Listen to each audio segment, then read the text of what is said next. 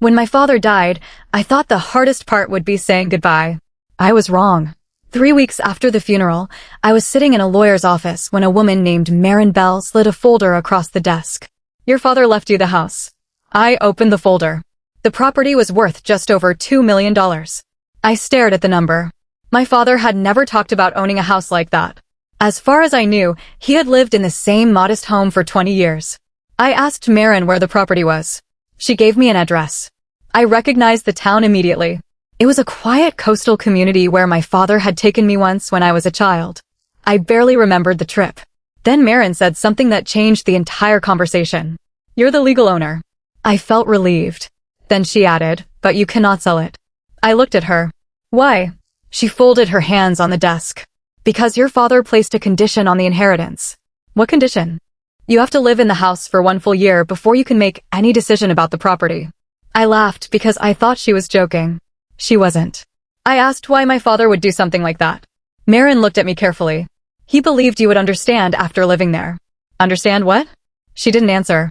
Instead, she handed me another envelope. It had been written by my father. My hands started shaking before I even opened it. Inside was a single page. I know you're going to be angry with me, but please don't sell the house until you've lived there long enough to discover why I bought it. That was it. No explanation. No history. Just one sentence that made no sense. My father had always been private, but this felt different. I drove to the property the next morning. The house was enormous. It sat behind a stone wall overlooking the ocean, with tall windows and a long driveway lined with trees. It looked less like a home and more like a place someone had carefully preserved. The front door opened with the key Marin had given me. Inside, everything was spotless. Furniture, paintings, books. Even fresh flowers sat on a table in the hallway. I called Marin immediately. Did someone prepare this house? She paused. Yes. Who? I don't know. That answer bothered me. I walked through the rooms. There were photographs everywhere, but none showed my father. Instead, they showed a family I had never seen before. A man, a woman, a little girl. They appeared in almost every room. I found one photograph on the staircase. The little girl looked about 8 years old. On the back was a date from 30 years earlier, and underneath it, my father's handwriting.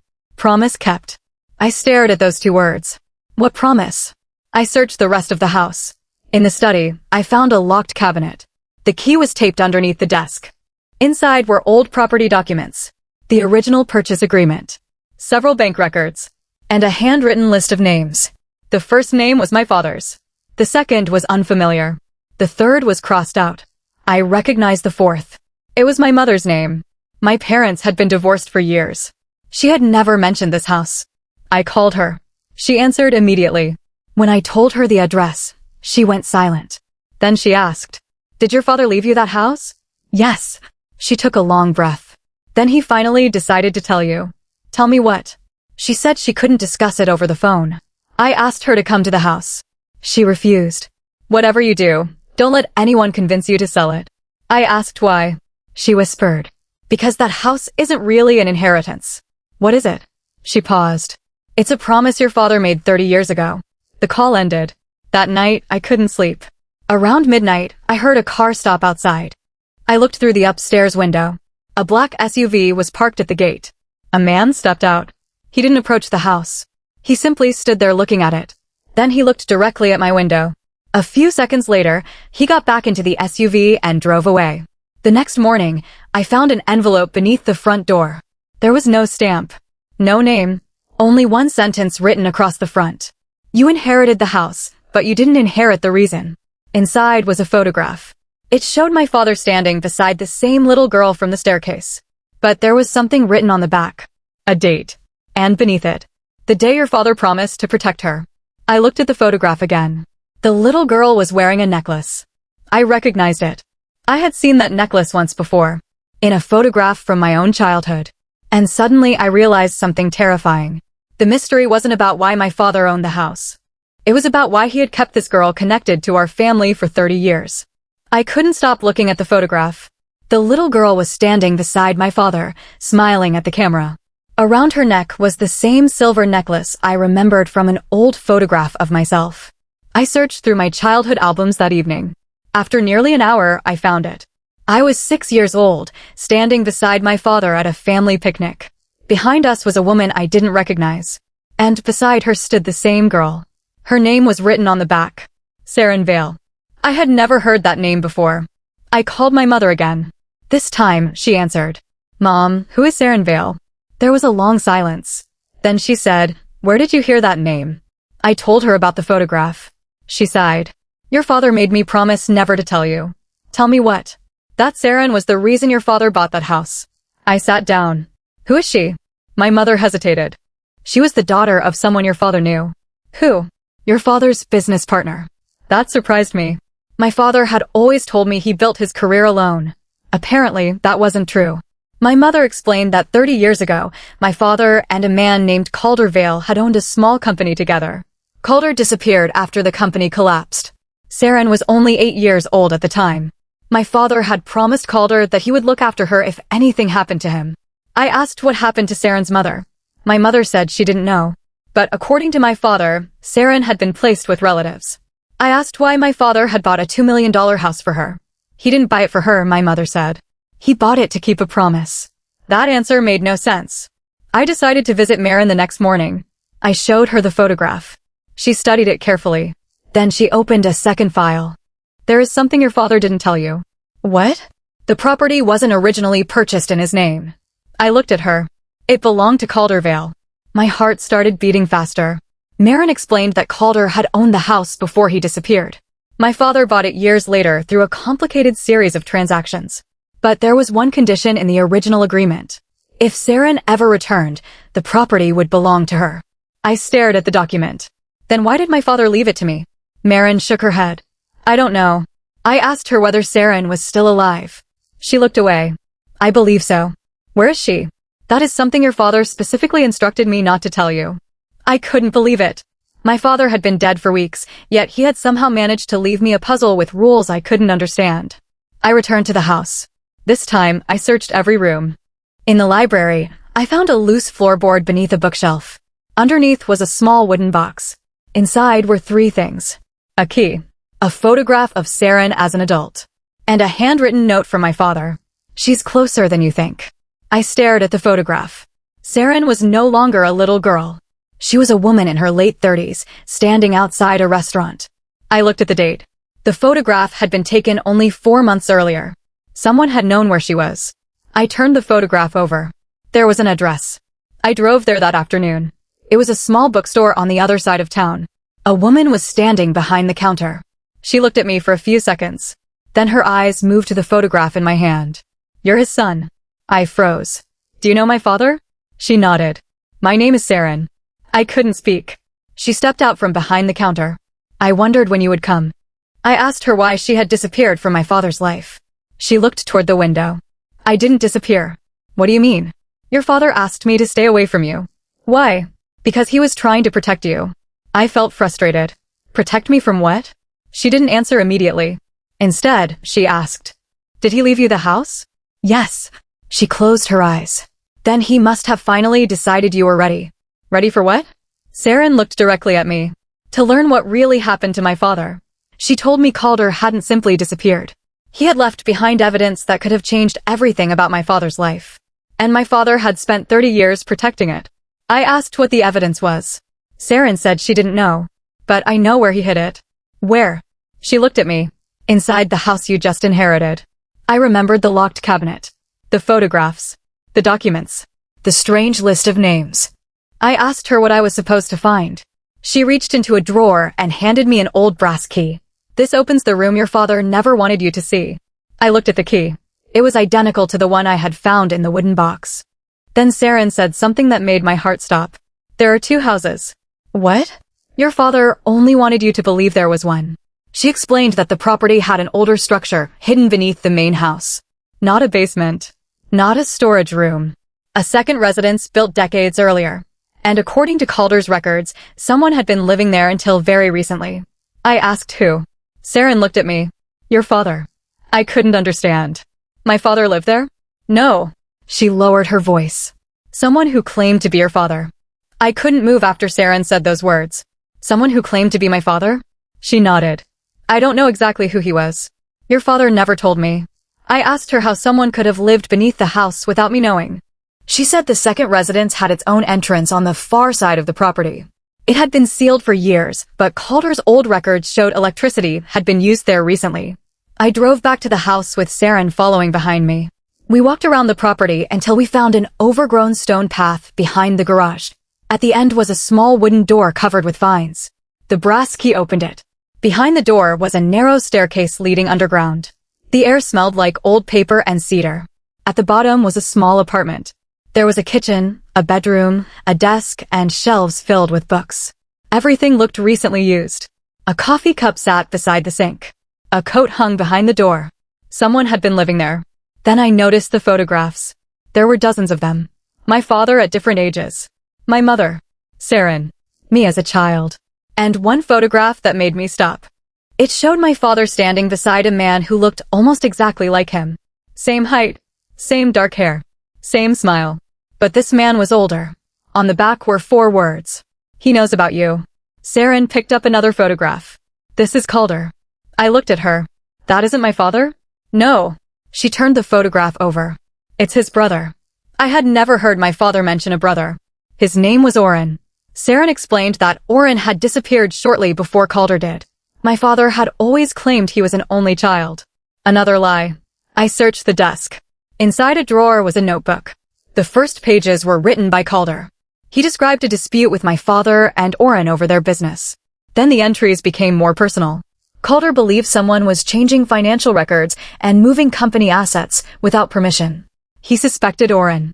But before he could prove anything, he disappeared. The next page was dated 3 years later. Calder had returned. He wrote that my father had found him and offered to help.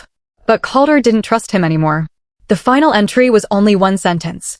If anything happens to me, don't trust the brother. I looked at Saren. Your father knew Oren was involved? She nodded. But he didn't know where Oren was. I kept searching. Behind the desk was a small safe. The combination was written inside my father's handwriting. I opened it. Inside were property records, bank statements, and an old family photograph. I picked up the photograph. It showed my father, my mother, Calder, and Oren. But there was someone else standing between them. A young woman. I recognized her. She was the woman from the first photograph. Saren's mother. I asked Saren who she was. She stared at the picture. My mother. I turned it over. There was a date from 31 years ago. Underneath was a sentence. The night everything changed. Saren's hands began shaking. My mother disappeared that night. I looked at her. What happened? She was supposed to meet my father. Did she? She never came home. We searched the remaining documents. Then I found an old receipt. It was for a hotel room. The date matched the photograph. The guest name was listed as Oren Vale. Saren went silent. Her mother had disappeared on the same night Oren had checked into a hotel. I asked if she had ever known about him. She said her father had warned her never to speak his name. Then my phone rang. It was Marin, the lawyer. She sounded nervous. I need you to leave the property. Why? Someone just contacted me. Who? She hesitated. Your father. I thought she had made a mistake. My father is dead. I know. Then who contacted you? He used a private account that your father established years ago. What did he say? Marin lowered her voice. He said you're asking the wrong questions. I looked around the underground apartment. What questions should I be asking? She said. Find out who was living in that second residence. I told her we had found it. There was silence. Then she said something that made my blood run cold. That room was supposed to have been destroyed 20 years ago. I looked at Saren. Why? Marin didn't answer. Instead, she said. Because someone died there. The call ended. Saren and I stood in silence. Then we heard a noise upstairs. A door slammed. Someone had entered the house. We turned off the lights. Footsteps moved across the floor above us. Slowly. Someone was searching the rooms. Saren whispered. Could it be Oren? I shook my head. I don't know. We stayed hidden until the footsteps stopped. Then I noticed something beneath the desk. A small red light was blinking. It was a security camera. Someone had installed it recently. I looked at the monitor. It showed the upstairs hallway. Then the camera moved. A man walked into view. I recognized him from the photograph. Oren. He looked directly into the camera. Then he smiled. He knew we were watching. A moment later, the monitor displayed a message. Come upstairs. Saren grabbed my arm. Don't. But before we could decide what to do, another message appeared. You deserve to know why your father gave you the house. Then a final line appeared. Because he knew he wouldn't be alive when the truth came out. I stared at the screen until the message disappeared. Saren whispered, "We need to leave." But I couldn't. For the first time since my father's funeral, I felt like I was finally standing at the edge of the truth. We climbed the stairs together. The main house was empty. The front door was still locked. But on the dining table sat a single folder. My name was written across it. Inside were documents showing that my father had been transferring money into an account for years. The account belonged to Saren. She looked shocked. I never knew about this. There were regular payments, always the same amount, going back almost 20 years. My father had been quietly supporting her. Then we found another document. It was a life insurance policy. The beneficiary wasn't me. It wasn't my mother. It was Saren. I looked at her. Why would my father leave you all this? She shook her head. I don't know. Then I noticed something at the bottom of the document. A handwritten note. She is the reason I made the promise. I asked Saren what promise he had made. She looked at the old photograph of her family. To protect me from the truth. That didn't make sense. We searched the folder again. Inside was a newspaper clipping from 30 years ago. The headline described a business dispute involving my father and Calder Vale. According to the article, Calder had disappeared after being accused of taking company money. But my father had defended him. He told reporters Calder had been wrongly accused. Then another article appeared.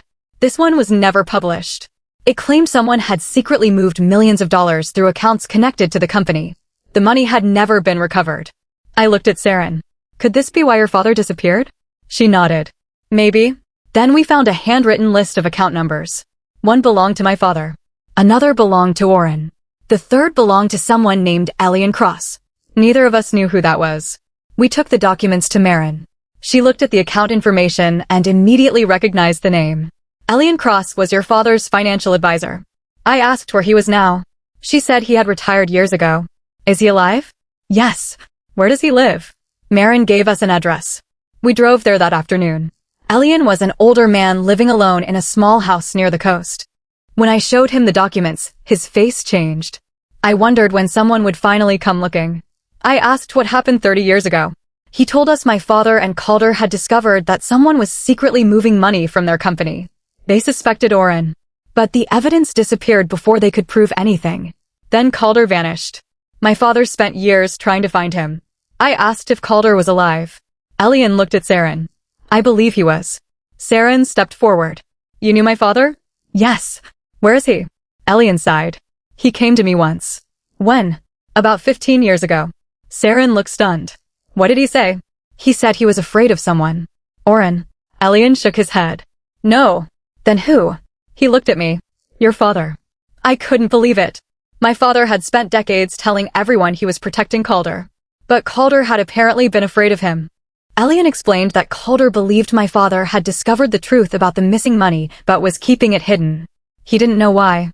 Then Elian handed me a small envelope. Your father gave me this years ago. Inside was a photograph. It showed my father and Calder standing outside the $2 million house. But there was another person with them. My mother. On the back was written. We all agreed to keep the same secret. I felt betrayed all over again. My mother had known.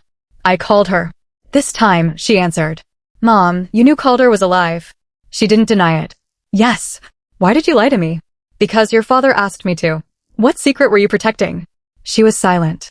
Then she said, Saren wasn't the person your father promised to protect. I looked at Saren. What do you mean? My mother said. The promise was about her mother. Saren froze. My mother. Yes. My mother explained that 30 years ago, Saren's mother had discovered who was moving the money. She knew the person responsible. She planned to expose him. But before she could, she disappeared. My father promised to protect Saren because he believed someone might come after her. I asked who the person was. My mother said, Oren. I looked at Saren. She was crying. But then my mother said something else. Oren wasn't working alone. I asked who his partner was. She whispered, Calder. The room went silent. I couldn't understand. Calder and Oren had supposedly been enemies. My mother said that was the story my father created. They had actually worked together. They had moved the money. They had blamed each other when the truth began coming out. Then my father discovered what they were doing. He confronted them. That's when Saren's mother disappeared. I asked my mother what happened to her. She said she didn't know. Then she said something that made me freeze. Your father did. I ended the call. Saren looked at me. Your mother thinks my father hurt my mother? I don't know. We returned to the house that evening. I went straight to the study. There was one place I hadn't searched. The fireplace. Behind an old painting was a narrow compartment. Inside was a stack of letters. The first was from Calder. The second was from Oren. The third was from Saren's mother. I opened hers. It said, "If you are reading this, then my disappearance was not an accident." My hands started shaking. The letter continued. I know who has been moving the money. Then came a name. Not Oren. Not Calder. Not my father. Someone else. Someone whose name I recognized immediately. Marin Bell. The lawyer who had given me the house. I stared at the letter. Saren read it over my shoulder. Neither of us spoke. Then my phone rang. It was Marin. I answered. She said only 4 words. Don't trust your mother. Then the call ended. A second later, another message arrived from an unknown number. Your father left you the house because the person you are looking for is already inside your family. I read the message again. The person you are looking for is already inside your family. Saren looked at me. Do you think it's your mother? I don't know. But something about the message bothered me. Marin had just told me not to trust my mother. Someone else was telling me the same thing. It felt too convenient. I went back to the letters. The letter from Saren's mother was dated 3 days before she disappeared. She had written about someone she called the quiet partner. She never wrote the person's name. Instead, she described a habit. Whenever he lies, he taps his thumb against his wedding ring. I remembered my father doing that. But so did several other people I knew. I couldn't accuse anyone based on a habit. Then I found another letter. This one was from my father. It was addressed to Saren. He wrote that he had spent years protecting her because he believed her mother had left behind something valuable. Not money. Evidence. Something that could prove what really happened to Calder's company. He said he had hidden the evidence inside the house. But there was a problem. The evidence wasn't in the main house. It was somewhere only Saren could find. She looked at me. I don't know what he's talking about. I remembered the old photograph of her as a child. She was standing beside my father. The silver necklace around her neck caught my attention. Your necklace. She touched it. What about it? Did your mother give it to you? Yes. I asked her to take it off. She hesitated. Then she removed it. There was a tiny clasp on the back. I opened it. Inside was a folded piece of paper. Saren stared at it. I've worn this since I was 8. The paper contained a series of numbers. Coordinates. We entered them into a map. The location was about 20 miles from the house. An abandoned marina. We drove there before sunset. Most of the buildings were empty. At the end of the dock was an old storage office. The key on Saren's necklace opened the door. Inside were several boxes. One contained company records. Another contained photographs. The third held a small digital recorder. We pressed play. A woman's voice filled the room. Saren immediately recognized her. Her mother. She sounded tired but calm. If you're hearing this, Saren, then your father kept his promise. Saren covered her mouth. Her mother explained that she had discovered the money transfers years earlier. She had also discovered that someone had been using the company to purchase properties under false names. But the properties weren't being sold. They were being held. For someone. She said she had found one final document that could reveal the person behind everything. Then the recording became distorted. The last clear sentence was, "Trust the man who gave you the house." I looked at Saren. My father. She nodded. But then the recording continued. Not the man who raised him. I stopped. Raised him. My father had been raised by my grandfather. The implication was disturbing. Maybe the person behind the entire scheme wasn't my father. Maybe it went back another generation. We searched the boxes again. At the bottom of the last one was a property deed. The property listed wasn't the house. It was a commercial building downtown. The owner was listed as my grandfather. But the signature didn't look like his. It was a forgery. Then I noticed the witness signature. Marin Bell. The same lawyer who handled my inheritance. I called her. She didn't answer. I called again. Still nothing. Then Saren received a message. Come back to the house. No name. We drove back. When we arrived, the front door was open. I knew I had locked it. Inside, the house looked untouched. But the study had been searched. The letters were gone. The safe was open. And the photograph of my father and Saren had disappeared. Someone had been looking for the same evidence we were. Then I heard a noise upstairs. We went up. My father's old bedroom door was open. Inside was a man standing beside the window. It was Oren. Saren froze. You. Oren turned around. I've been trying to find you for years. She stepped toward him. You knew my mother? Yes. Did you hurt her? Oren looked down. No. Then where is she? He took a breath. She asked me to help her disappear. Saren stared at him. Why? Because your father was getting too close. I stepped forward. My father. Oren nodded. Your father discovered what she knew.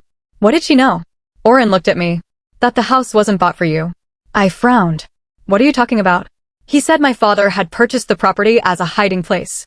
Not for money. Not for Saren. For someone who had been living under a false identity. Who? Oren looked toward the door. Then he whispered. Your father. I felt confused. My father was alive when he bought it. Oren shook his head. I'm not talking about the man who raised you. I stared at him. He continued. I'm talking about the man who used your father's name. Saren stepped back. What does that mean? Oren told us that the man we believed was my father had been hiding someone else's identity for decades. The real owner of the house had been using another name. And my father had helped him. I asked who the man was. Oren looked at me. Caldervale. I couldn't believe it. Calder was my father's business partner. Yes. He disappeared. No. Oren shook his head. He changed his identity. Before I could process that, someone knocked on the front door. 3 slow knocks. Oren's face changed. She's here. Who? He looked at me. Marin. The door opened. Marin stepped inside. She wasn't alone. Beside her stood an older woman. Saren immediately gasped. She knew her. It was her mother. Alive. After 30 years. Saren ran toward her. Her mother held her tightly. Then she looked at me. I owe you an explanation. I couldn't speak. Marin closed the door behind them. Then she said, Your father never owned this house. I looked at her. The deed says he did. The deed was part of the disguise. She pointed toward the hallway. The real owner has been living here for years. I turned toward the staircase. Who? Marin looked at me. Then the older woman whispered. Your father. I stared at the woman. My father is dead. She nodded. I know. Then what do you mean? She looked toward Marin. Marin slowly closed the curtains. The man who died 3 weeks ago was not the only person using your father's name. I felt a chill. Saren's mother stepped closer. My name is Isolde Vale. I was supposed to disappear 30 years ago. Your father helped me do it. I looked at Saren. She was crying, but she wasn't surprised anymore. Isolde explained that Calder had discovered the money transfers, but he hadn't been the person responsible. He had actually been trying to expose the real scheme. Oren had helped him. My father had helped both of them. The 3 men had created false records to make it appear that Calder and Oren were responsible. That was why everyone believed they had betrayed the company. They were protecting someone. I asked who. Isolde looked at me. Your grandfather. I felt my stomach tighten. My grandfather? She nodded. He was the person who had been moving the money. According to Isolde, my grandfather had created a network of properties and accounts under different names. The money was eventually recovered, but he had spent years hiding the records that connected him to it. My father discovered the truth when he was young. Instead of exposing his own father immediately, he made a terrible choice. He protected him. Not because he agreed with what he had done, but because my grandfather threatened to destroy the lives of everyone connected to the family. Isolde said my father eventually changed his mind. He began collecting evidence. That was when my grandfather realized he had lost control. He tried to make your father look like the dishonest one, she said. And it worked. I thought about everything I had believed about my father. His quiet personality. His reluctance to talk about business. His refusal to explain why he had so few friends. Maybe none of it had been what I thought. I asked Isolde why she disappeared. Because I had the original records. She explained that my father believed someone would eventually come looking for them. So he hid her identity and arranged for Saren to grow up away from the family. The house became a safe place. Not for money. For evidence. I looked at Marin. Then why did you tell me my father left me this house? Because that was the legal identity he used. She explained that my father had created several layers of ownership so nobody could easily trace the property back to its original purpose. The $2 million value wasn't an accident. The house had been maintained for decades because it was the safest place to preserve the records. I asked where the original documents were. Marin looked at the floor. Under the study. I immediately remembered the underground residence. There was another section we hadn't explored. We moved the desk aside. Underneath was a small metal plate. Marin used a key from her pocket. A hidden compartment opened. Inside was a thick black folder. No computer. No money. Just documents. Property deeds. Bank records. Old photographs. And a handwritten confession from my grandfather. I read it slowly. He admitted everything. But there was one detail that shocked me. He hadn't started the scheme for himself. He had done it because he was trying to save the family business from collapsing. He believed he could replace the money later. Then one mistake became another. Eventually, the records became too complicated to untangle. People were blamed. Families were separated. And my father spent the rest of his life trying to repair the damage. At the bottom of the confession was one final paragraph. I know my son will never forgive me. But if he cannot fix what I broke, perhaps his son can. I looked up. My father had known this day would come. He had left the house to me because he believed I would finally uncover everything. Then I noticed something else. There was a recent date written beneath my grandfather's confession. It was only 6 months old. I looked at Marin. Who added this? She didn't answer. I opened the next page. It was written by my father. I have spent 30 years protecting this house. Now I need my son to decide what happens next. He explained that the evidence could expose people who were still alive. Some were innocent. Some had simply been caught in the middle. He didn't want revenge. He wanted the truth documented properly. Then came the final line. Do not trust anyone who asks you to destroy the records. I looked at Marin. She immediately said, I agree. But before I could respond, the lights went out. Someone had cut the power. Oren moved toward the hallway. Everyone stay here. A few seconds later, we heard the front door open. Someone walked into the house. Then a man's voice echoed through the darkness. You've had enough time. Isolde grabbed Saren's hand. Marin whispered, Don't move. The footsteps came closer. Then a flashlight appeared at the end of the hallway. A man stepped into the room. I recognized him. It was the same man I had seen in the black SUV outside the house. He looked at me and smiled. You have no idea how much your father wanted you to find this. I asked who he was. He didn't answer. Instead, he looked at the black folder. Give me the records. I held them tightly. Why? Because some truths are better left buried. I shook my head. That's exactly what my father was trying to change. The man's expression hardened. Then Marin stepped forward. I wouldn't do this if I were you. He laughed. You're still protecting them? Marin looked at him. I've been protecting them for 30 years. I realized something.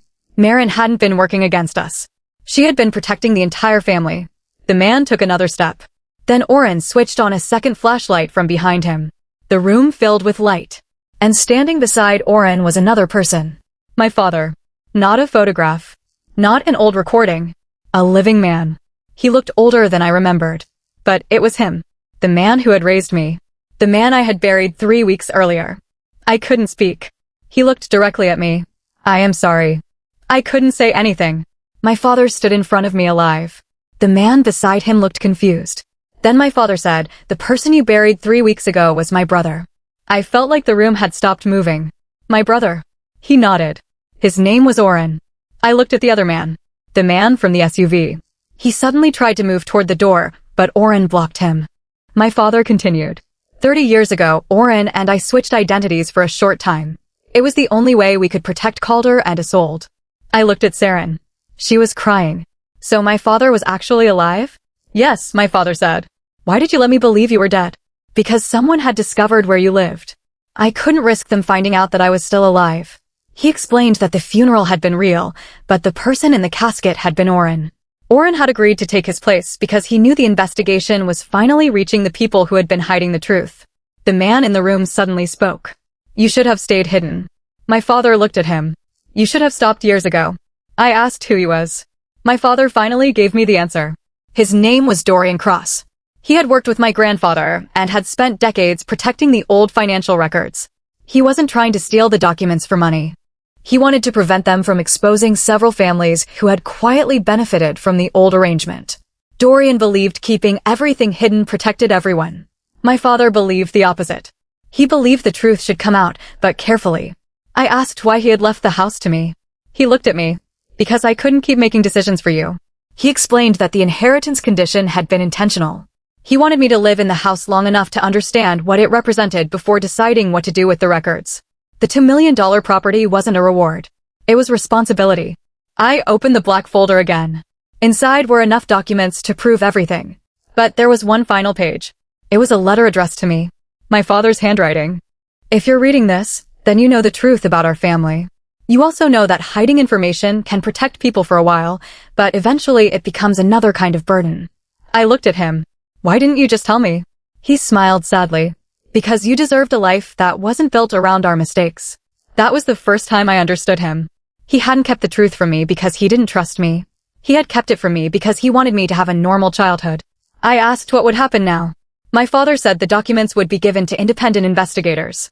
Nobody would decide guilt based only on old accusations. Every record would be verified. Every person mentioned would have the chance to explain their part. The following months were difficult. The investigation revealed that some people had knowingly participated in the financial scheme. Others had simply followed instructions without understanding the larger picture. My grandfather's confession was verified. Calder was cleared of the accusations that had followed his name for decades. Isolde finally returned to her hometown. Saren kept the necklace her mother had given her. And Marin remained my family's lawyer. As for my father, he didn't move back into the house. He said he had spent enough years hiding. Instead, he bought a small place near the coast. For the first time, we had the chance to talk without secrets between us. One evening, I asked him the question I had been avoiding. Was the house really worth $2 million? He laughed. Probably more now. I smiled. But that's not why I left it to you. I know. He looked toward the ocean. I wanted you to inherit the truth, not the money. I eventually decided to keep the house. Not because it was worth $2 million. Not because it was connected to my family's history. I kept it because it was the one place where every version of my family had finally been brought together. The house had belonged to Calder. Then my father. Then, technically me. But its real value was never in the property itself. It was in the promise my father had carried for 30 years. A promise to protect people until they were finally ready to know the truth. Months later, I found one final envelope in the study. I almost laughed when I saw my name on it. Inside was a short note. I knew you'd find this eventually. There was no signature. I recognized the handwriting immediately. My father had written one final sentence. Some inherit money. Some inherit property. You inherited a chance to do better than we did. I folded the note and placed it in the desk. Then I walked outside. The house looked completely different in the morning sunlight. For months, I had thought I inherited a $2 million property. I was wrong. I inherited a family secret, a complicated history, and the responsibility to decide what should happen to the truth. And strangely enough, that turned out to be worth far more than the house. If you discovered that the inheritance your parent left you was actually part of a decades-old family secret, would you expose everything or protect the people involved?